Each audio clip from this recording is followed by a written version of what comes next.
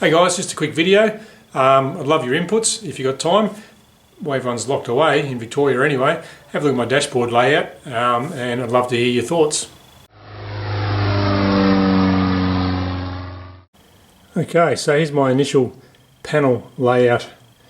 And I just realised this is probably the first time I've sat in the fuselage. I have got two legs, just one hanging out. So I'm just sitting here. I've cut these out of just paper and blue tack. Probably give away which engine I'm going to use for those that are astute, but let me know what you think. So start over here, going to position the throttle. The throttle will be positioned there, take into account the side frame, bit of knuckle room. So with the throttle there, basically copying the Zenith layout if you like. Throttle, elevator trim will be up here, down trim, up trim, with an LED display position indicator off the potentiometer for the elevator trim. Also, with my hands on the throttle, I can reach a flap switch. I haven't got an indicator planned for the flaps. I was hoping to think I could put on the wings, just put some sort of mechanical indicator or a couple of red lines. But at this stage my plan is just look out the window to see where the flaps are at.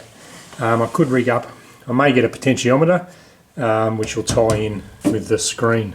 So as far as the screen goes, I'm thinking MGL, go with the MGL IEFIS one. There's a Discovery and there's lights, and I've got to do some more research there, but budget wise seems pretty good. So I'll come back to the screen, but that's cut out for the 10.5 inch screen. I can get a 8.5 inch screen if I need to. In the centre, got my radio and comms box. These three here, starter button will be up out of the way. Press that once and then forget about it. Engine's up and running. Choke as well, and carby heat. So I'll just run through what I've got and then I'll sort of do a scenario as if I was starting the engine or something like that.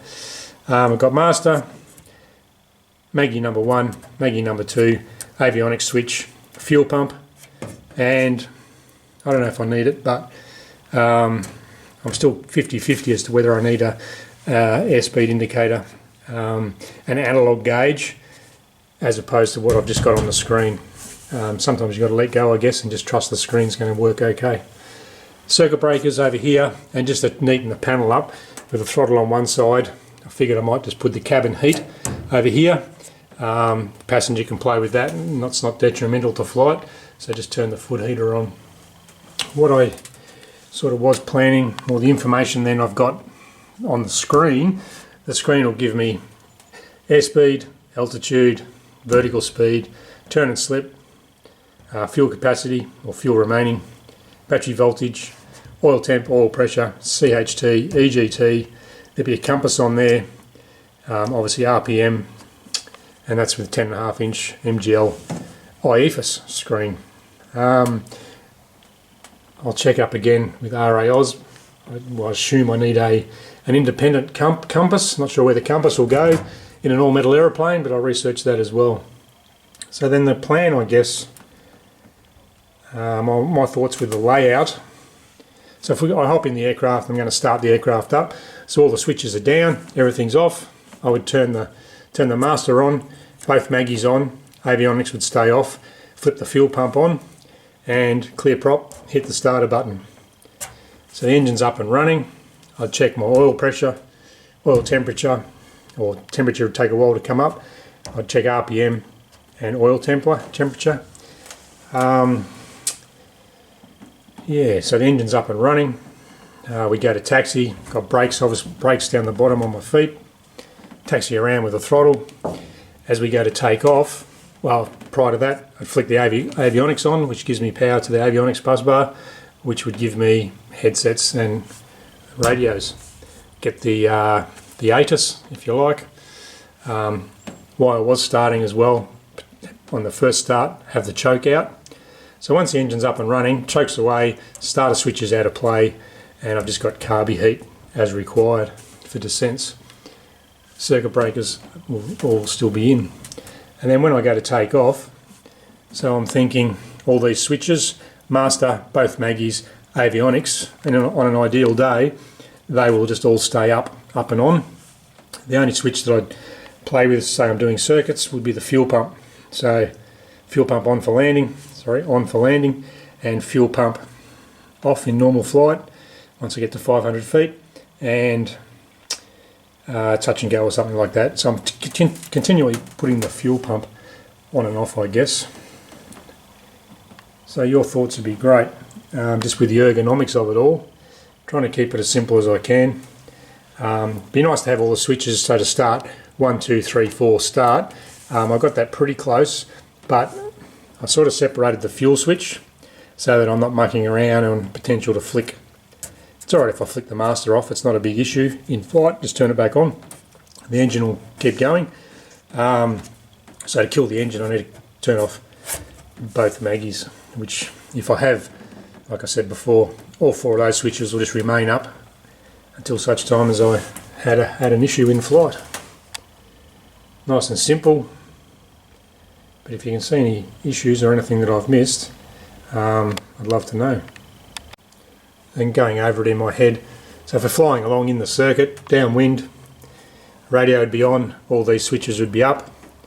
Coming into land, carby heat is away at this stage, chokes away, starter button's not required. Flying along, pull the throttle back, we're at the numbers, pull the throttle back, a little bit of trim, slow down your airspeed. Say we're pitching for 80 knots, get our 80 knots. Starting a descent at the numbers, I pull the carby heat out. That'd be with my right hand. Carby heat would come out. Slow the aircraft down, making our radio calls.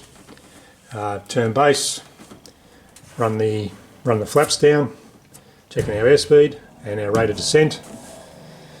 Fuel pump would be on, so downwind checks, brakes, undercarriage, mixture, propeller, fuel, boom. Instruments, T's and P's will be all in the green. Seats, harnesses and hatches are all secure.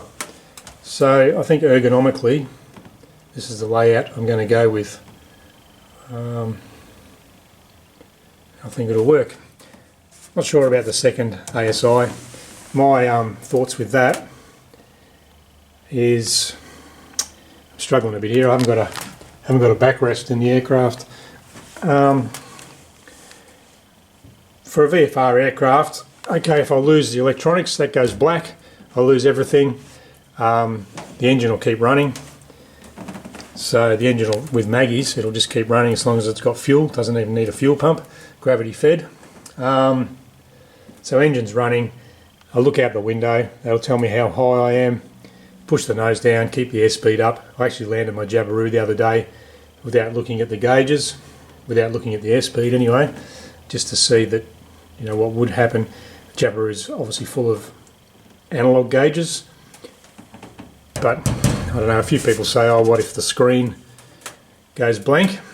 Yeah, I just look out the window. Fairly confident I can push the nose down, keep the airspeed up, navigate. I've got my phone, worst case, Google Maps.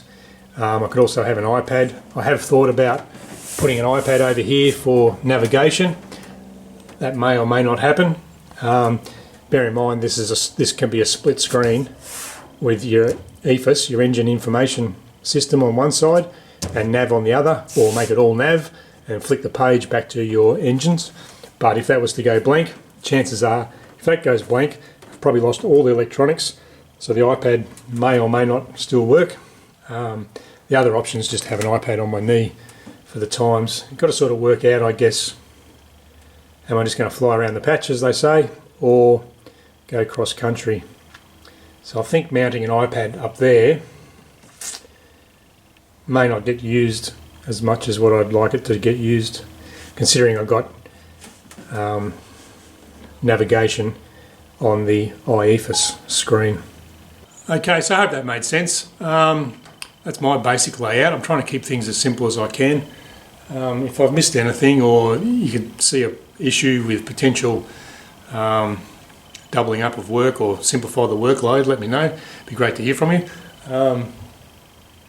It may change between now and then, but that's my instrument panel for now.